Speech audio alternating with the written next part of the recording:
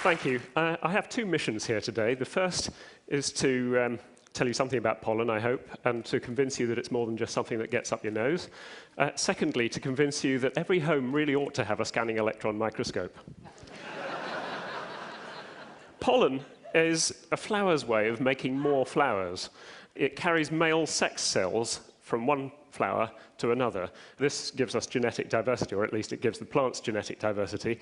It's really rather better not to mate with yourself. That's probably true of humans as well, mostly. Pollen is produced by the anthers of flowers. Each anther can carry up to 100,000 grains of pollen. So it's quite prolific stuff. And it isn't just bright flowers that have pollen, it's also trees and grasses. And remember that all our cereal crops are grasses as well. Here's a scanning electron micrograph of a grain of pollen. The little hole in the middle we'll come to a bit later, but that's for the pollen tube to come out later on, very tiny tube. So that's 20 micrometers across, that pollen grain there. That's about a 50th of a millimeter. And not all pollen is quite so simple looking. This is Morina. This is a plant which I've always thought to be rather tedious, named after Morin, who was an enterprising French gardener who issued the first seed catalogue, actually, in 1621. But anyway, take a look at its pollen. This is amazing, I think. That little hole in the middle there is for the pollen tube. And when the pollen finds its special female spot in another Morina flower, just on the right species, what happens? Like I said, pollen carries the male sex cells. Perhaps you didn't realize that plants have sex. They have rampant, promiscuous, and really quite interesting and curious sex. Really, a lot. My story is actually not about plant propagation, but about pollen itself. So what are pollen's properties, I hear you ask? First of all, pollen is tiny. Yes, we know that. It's also very biologically active, as anyone with hay fever will understand. Now, pollen from plants which are wind dispersed, like trees and grasses and so on, tend to cause the most hay fever. And the reason for that is they've got to chuck out masses and masses of pollen to have any chance of the pollen reaching another plant of the same species.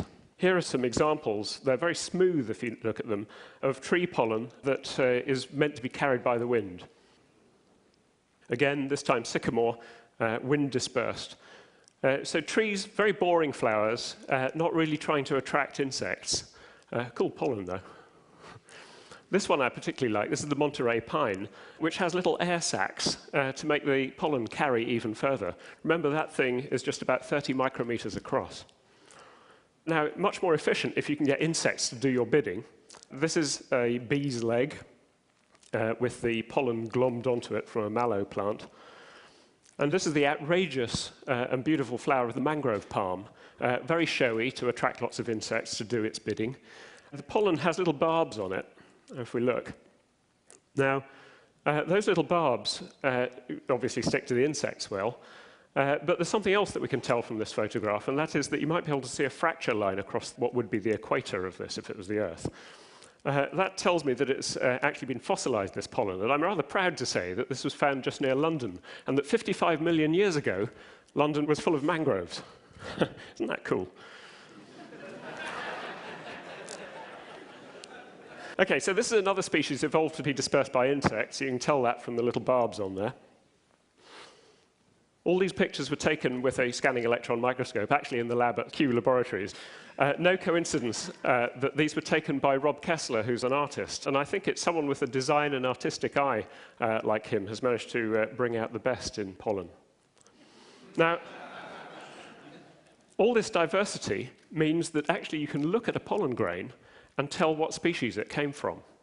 And that's actually quite handy if you maybe have a sample and you want to see where it came from.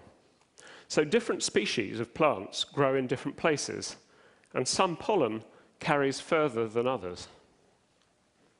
So if you have a pollen sample, then in principle, you should be able to tell where that sample came from.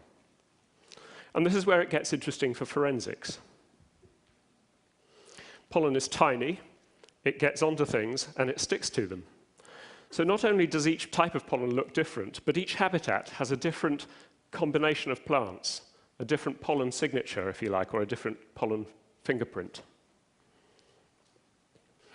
By looking at the proportions and combinations of different kinds of pollen in a sample, you can tell very precisely where it came from.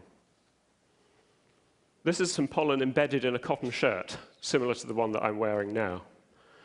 Now, much of the pollen will still be there after repeated washings. Where has it been? 4 very different habitats might look similar, but they've got very different pollen signatures. Actually, this one's particularly easy. These were all taken in different countries. But pollen forensics can be very subtle. It's being used now to track where counterfeit drugs have been made, where banknotes have come from, to look at the provenance of antiques and see that they really did come from the place that the seller said they did. And murder suspects have been tracked using their clothing, certainly in the UK, to within an area that is small enough that you can send in tracker dogs to find the murder victim. So you can tell from a piece of clothing to within about a kilometre or so where that piece of clothing has been recently, and then send in dogs. And finally, and in a rather grisly way, the Bosnia war crimes. Some of the people brought to trial were brought to trial because of the evidence from pollen, which showed that bodies had been buried, exhumed, and then reburied somewhere else. I hope I've opened your eyes, if you excuse the visual pun, to some of pollen's secrets. This is horse chestnut. There's an invisible beauty all around us, each grain with a story to tell, each of us, in fact, with a story to tell from the pollen fingerprint that's upon us. Thank you to the colleagues at Kew, and thank you to pollinologists everywhere.